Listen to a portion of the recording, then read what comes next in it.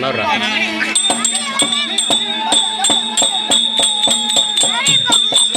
தம்பி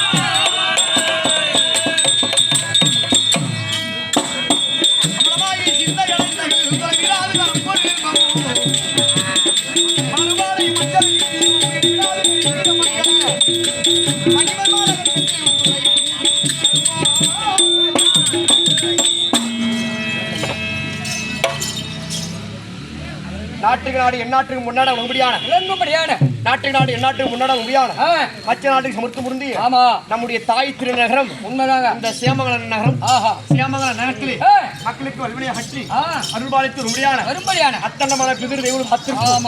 அது மட்டும் இல்லாமல் கிராம தேவ சுற்றுப்புற கிராம தேவம் பார்த்திருக்கும்.